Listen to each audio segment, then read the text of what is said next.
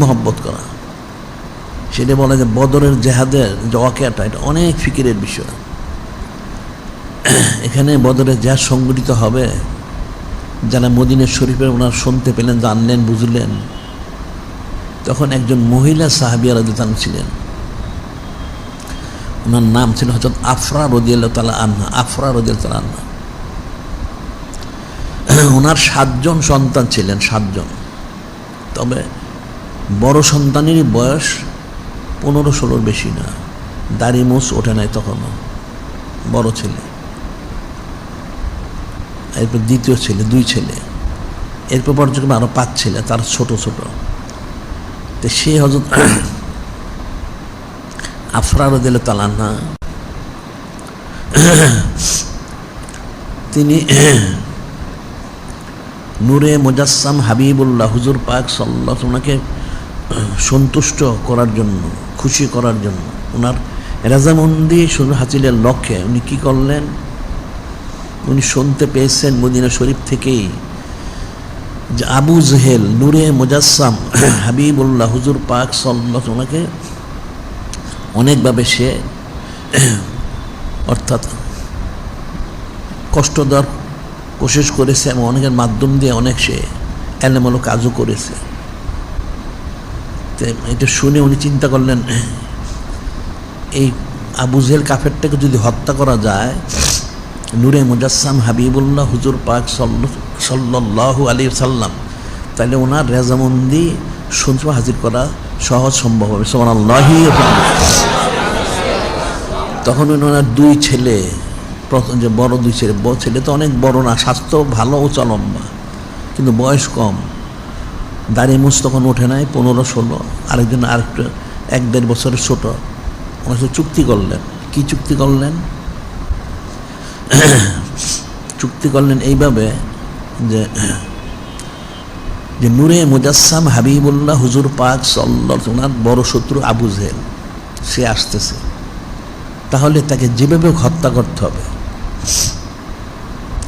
তাকে হত্যা করে তার সমস্ত বদ আমলের বদলা নিতে হবে, এবং এর মাধ্যম দিয়ে নূরে মুজাসসাম হাবিবুল্লাহ হুজুর পাক সাল্লাল্লাহু আলাইহি ওনাকে ওনার রেজামন্দি শুনতে হাসিল করতে হবে। সুবহানাল্লাহ। তো ওনার 2 ছেলেকে বললেন যে আপনাদের জন্য ফরজ হচ্ছে আপনারা আবু জেহেলকে যেভাবে হোক হত্যা করবেন। এখন আবু জেহেলকে হত্যা করতে যে যদি আপনারা শহীদ হয়ে যান,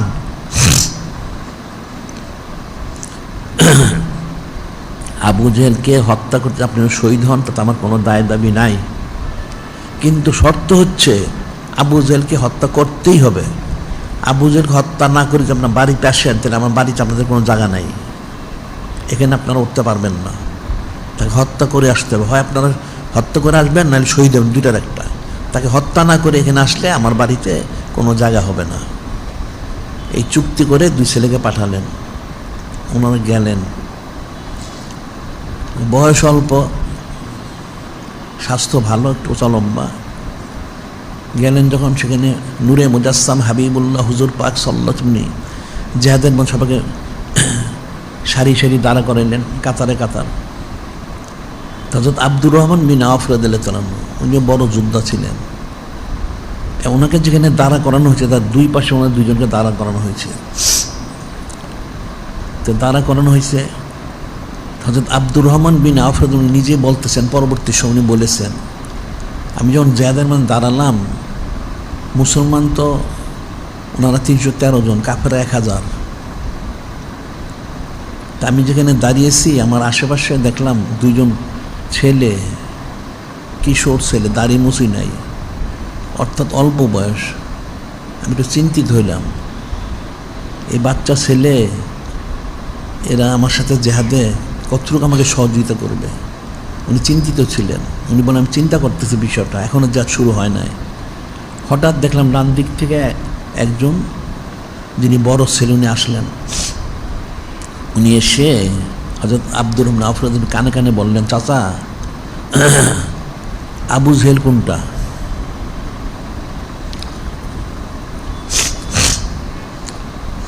যিনি বড় ভাই, বড় ছেলে, উনি এসে বললেন কানে কানে হযরত আব্দুর রহমান আওফ, চাচা, আবু জেহেল কোনটা? তো উনি ওনার ভালো করে তাকাইলেন, কারণ আপনি আবু জেহেলকে কী করবেন? আপনার একটা বাচ্চা ছেলে, আবু জেহেল তো অনেক বড় পালোয়ান, আপনি বাচ্চা একটা ছেলে, আপনার এখন দাড়ি মুছে ওঠেন, আপনি আবু জেহেলকে কী করবেন? তখন ওই বড় ভাই যিনি বললেন,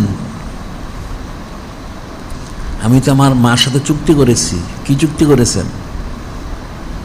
যেভাবে হোক আমি আবু জেহেলকে হত্যা করব।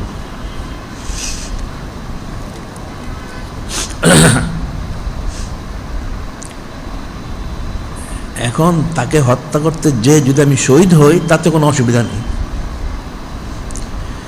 কাজে আপনি আমাকে আবু জেহেলকে দেখায় দেন। ঠিক আছে, উনি বললেন আমি সময় মধ্যে দেখাবো, আপনি আপনার জায়গায় যান। উনি গেলেন। উনি যখন সরে গেলেন, ঠিক বাম দিক থেকে দ্বিতীয় ভাই উনি আসছেন। উনি এসে আবার কানে কানে বললেন, চাচা আবু জেহেল কোনটা? উনি আমার সে বাইরের দিকে তাকালেন যে আপনি আবু জেহেলকে কী করবেন? মানে বাচ্চা ছেলে, আবু জেহেল তো অনেক বড় পালোয়ান। উনি একই কথা বললেন যে আমি আমার মার সাথে চুক্তি করেছি, যেভাবে হোক আবু জেহেলকে আমি হত্যা করবই। এখন যদি আবু জেহেলকে হত্যা করতে যে আমি শহীদ, তাতে কোনো অসুবিধা কিন্তু আমি করতেই হবে। এটা হচ্ছে আমার মার ওনার আদেশ, আমাকে করতে হবে। জনকে বললেন, তখন হয়তো আব্দুল রাহমান বললেন যে আমি বললাম ঠিক আছে, আপনি আপনার জায়গায় যান, আমি দেখাই দেবো সময়। এরপরই বললেন, তখন আমার শরীরে খুব শক্তি হইল। কি শক্তি হলো? যে এমন দুইটা ছেলে আমার পাশে, যারা এত দৃঢ়চিত্ত, ইস্তেকামত, যে আবু জেহেলকে ওনার হত্যা করবেনি যদি শহীদ হন। যেমন আমার খুব শক্তি আমার বেড়ে গেল, সাহস বেড়ে গেল। আমি ঠিক আছে। কিছুক্ষণ পরে আবু জেহেলকে দেখা গেল। আবু জেহেলকে তো সে তার গোত্রের সর্দার, তাকে লোকজন ঘেরাও করে রেখেছে। উনি দুই ভাইকে দূর থেকে দেখেন, ওই যে ওইটা আবু জেহেল। হযরত আব্দুর রহমান বিন আওফ বলতেছেন, আমি যখন এটা খালি ইশারা করলাম যে আমার ইশারা করতে সময় লেগেছে, কিন্তু আমি দেখলাম, আমি তাজ্জুব হয়ে গেলাম যে ওনারা এত দ্রুত গতিতে সেখানে গেলেন। মনে হচ্ছে একটা বাজ পাখি চড়ুইকে যেভাবে সো মেরে নিয়ে যায়, ঠিক দুজনেকে আবু জেহেলকে আক্রমণ করে তাকে দরশে করে দিলেন। সুবহানাল্লাহ।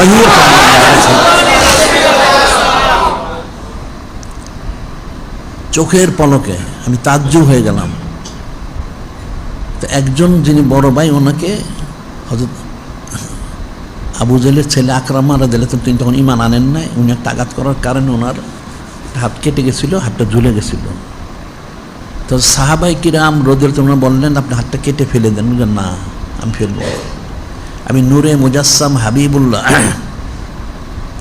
হুজুর পাক সাল্লাল্লাহু আলাইহি ওনার কাছে আমি যাব, ওনাকে বলবো, উনি যা আদেশ মোর করবেন আমি সেটা করব। ঠিক আছে। উনি গেলেন। তো নূরে মুজাসসাম হাবিবুল্লাহ হুজুর পাক সাল্লাল্লাহু আলাইহি ওয়াসাল্লাম তিনি কাছে ডেকে ওনার হাত মোটা এখানে আগের জায়গায় লাগিয়ে দিলেন, দিয়ে হাতিয়ে ফু দিয়ে দিলেন। তিনি বললেন, আমার মনে হচ্ছে হাতটা আগের থেকে বেশি শক্তিশালী হয়ে গেছে। সুবহানাল্লাহ। এটা হচ্ছেন বড় ভাই। আর যিনি ছোট আরেকজন ভাই, যিনি উনি পরে জেহাদে শহীদ হয়েছেন, বদরের জেহাদে। তবে মুখতালিফ বর্ণনা, একটা বর্ণনা হচ্ছে উনি শহীদ হওয়ার বিষয় পিছনে হচ্ছে উনি আবু জেহেলকে মাটিতে শোয়ে তার সিনার উপর বসে তার সিনার মধ্যে উনি তরবারি দিয়ে সমানে আঘাত করতেছিলেন, তাকে নিশ্চিহ্ন করার জন্য। এমত অবস্থায় কুরাইশরা কাফেররা ওনাকে আঘাত করে, পরবর্তী উনি শাহাদাতি সাম্য প্রকাশ করেন। সুবহানাল্লাহ। এই যে বিষয়টা, ওনাদের যে ইমানি কুওয়াত এবং নূরে মুজাসসাম হাবিবুল্লাহ হুজুর পাক সাল্লাল্লাহু আলাইহি ওনার মহব্বত রেজামন্দি হাজির করার যে কত ওনাদের কোশেশ, ওনারা মাল তো খরচ করেছেনই, জানটাও খরচ করলেন।